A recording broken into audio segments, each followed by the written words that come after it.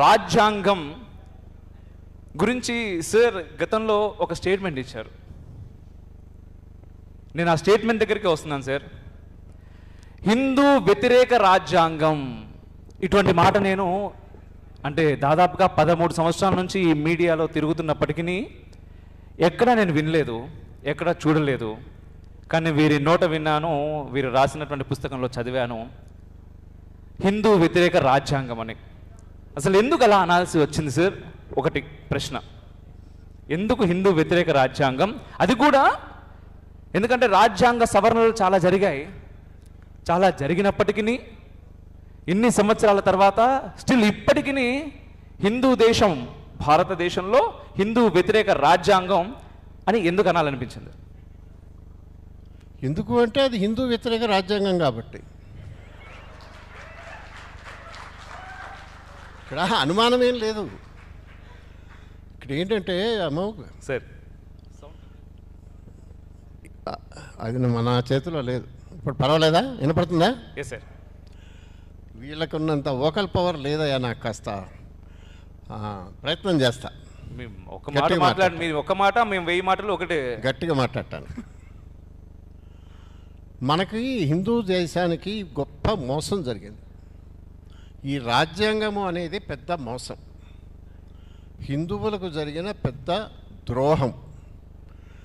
మన కర్మ ఏమిటంటే ఆ రాజ్యాంగం వచ్చి ఇప్పటికి 75 ఏళ్ళు అయింది.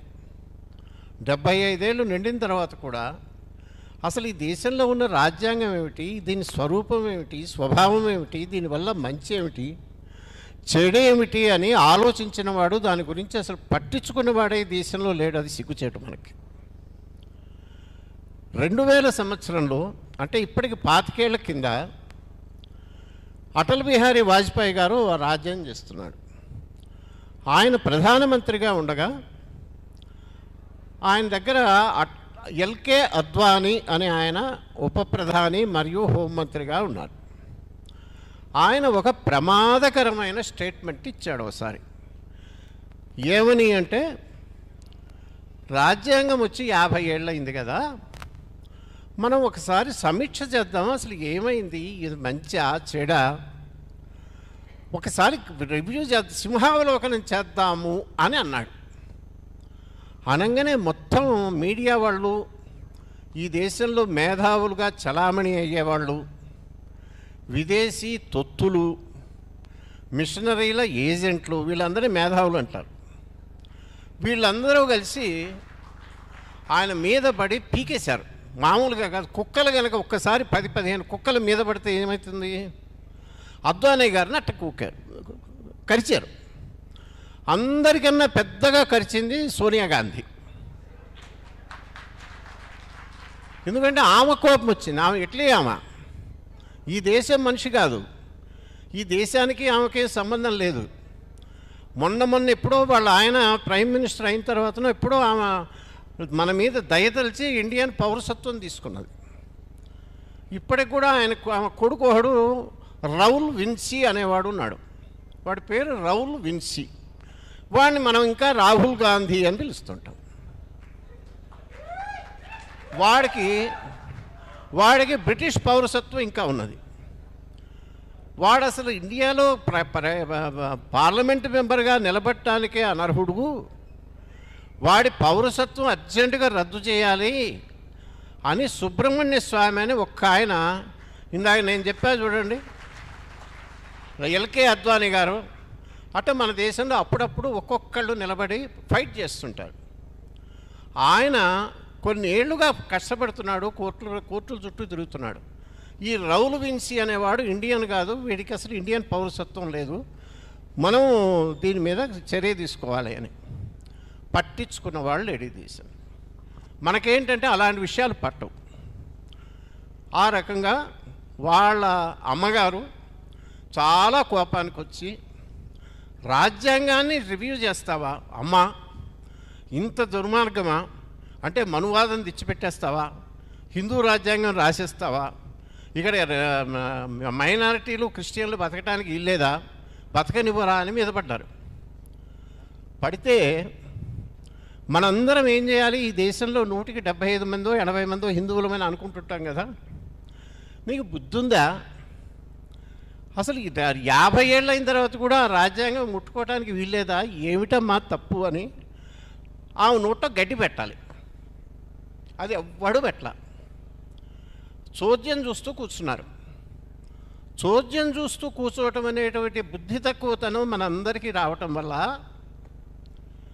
ఏమైందంటే, ఆ అద్వానీ గారు ఇంకా ఉన్నాడు ఆయన పాపం, ఆయన చెంపలేసుకొని మాది బుద్ధి తక్కువైంది, మేము రాజ్యాంగం జోలికి పోము, మేము ఇలా రాజ్యాంగాన్ని రివ్యూ చేసేవాళ్ళం కాదు అని పబ్లిక్ స్టేట్మెంట్ ఇచ్చాడు. సిగ్గుండొద్దండి మనకి. ఆ రకంగా పోనీ అది ఏదన్నా ముట్టుకుంటే అపవిత్రమైపోతుంది, ఎవ్వడు ముట్టుకోకూడదు, దాన్ని చూడకూడదు, అదేదో మన వేదాల్లో అక్షరముకు కూడా మార్చొద్దు అని అంటారు అని మన వాళ్ళందరినీ కలిపి మీద పడి తిడుతుంటారు మేధావులు. వేదాల్లో ఎవడన్నా అర్థం మార్చినా, ఇంకేదన్నా భాష్యం రాసినా మన జగద్గురువులకు కానీ మన హిందువులకు కానీ మనమేం పెద్ద అభ్యంతరం పెట్టం. వేదాలనే మనం అంత అనుల్లంఘనీయమని మనమేం అనుకోం. నీ ఇష్టం రా నాయన చెప్పు నీ సంగతి అంటాం. అలాంటిది ఈ రాజ్యాంగం ముట్టుకోవటానికి, అక్షరం ముక్క మార్చడానికి వీల్లేదా? దాన్ని అసలు రివ్యూ చేయటమే తప్ప అంటే, ఈ రాజ్యాంగం రాసిన దానికి ఇద్దరు పేర్లు చెప్తారు. ఒకడెవడయ్యా అంటే, అసలు మొత్తం ఈ దేశానికి స్వతంత్రం వచ్చింది, మనందరం ఇవాళ ధర్మం 4 పాదాల మీద ఒక కాలు మీద ఉన్నది అంటే దానికి మొత్తానికి కారణం జవహర్లాల్ నెహ్రూ అని వాడు ఉన్నాడు. ఆ మహానుభావుడే నవభారత నిర్మాత అని చెప్తుంటారు హిస్టరీ పుస్తకాల్లో. మీరు విన్నారు కానీ బయట పుస్తకాలన్నింటిలో చెప్తుంటారు.